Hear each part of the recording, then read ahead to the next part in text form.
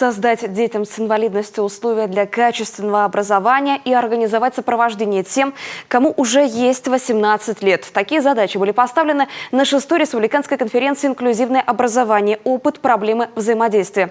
Самые актуальные проблемы обсудили на 3 секциях. О работе каждой Анастасия Тюрнина. Более 3000 детей с инвалидностью получают инклюзивное образование в детских садах Коми. 5000 ребят в школах. Республика изучает лучшие практики и опыт других регионов и воплощает их в жизнь. Главная ее задача – это взаимодействие, объединение усилий власти, общества для того, чтобы мы совместно решали вопросы защиты прав и интересов всех детей, и чтобы каждому ребенку, приходя в школу, в детский сад, в колледж, в учреждение высшего образования, было всегда комфортно учиться.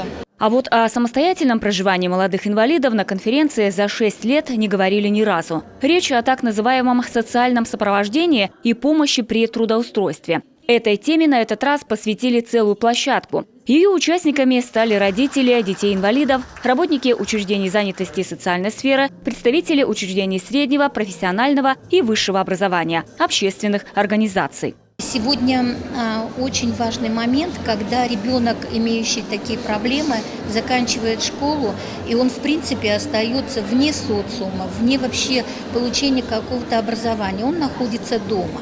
И даже тогда, когда он может пойти, например, в какие-то, будем говорить, мастерские, да, где его могут обучить чему-то, когда он может пойти в службу занятости для того, чтобы, может быть, тоже посмотреть, что для него можно сделать. Вот эти дети попадают в ситуацию отсутствия сопровождения кого-либо, а они в этот момент очень в этом нуждаются, самим очень непросто.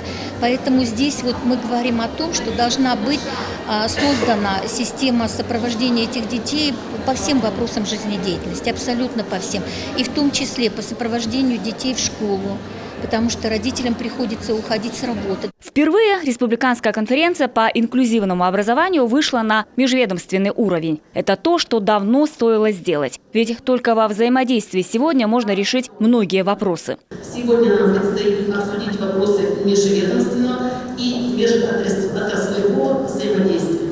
Уверена, вместе мы найдем верное решение актуальных проблем и обозначим направление деятельности, поддержки и сопровождения людей с инвалидностью.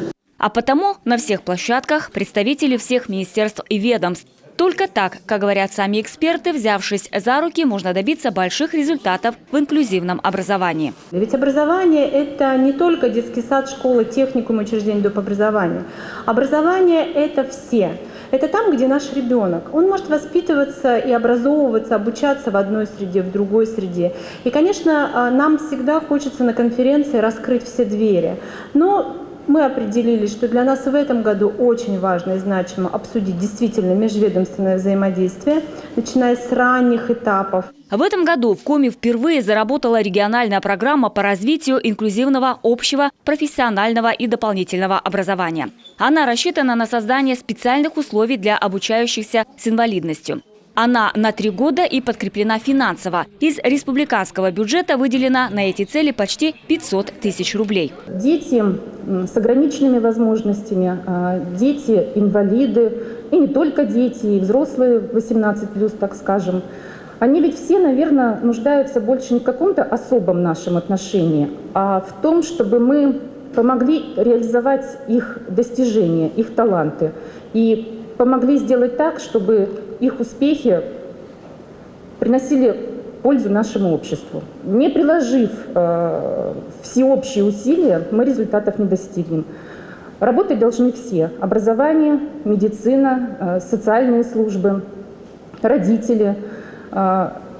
И я думаю, что в нашей республике мы будем и далее к этому стремиться, и все у нас получится. По итогам конференции традиционно выйдет резолюция. Но, по словам участников, встречи не сразу. Над ней будут кропотливо работать. А уже после ее исполнение будет контролироваться на уровне правительства Коми. Анастасия Тюрнина, Роман Боровиков, телеканал Юрган.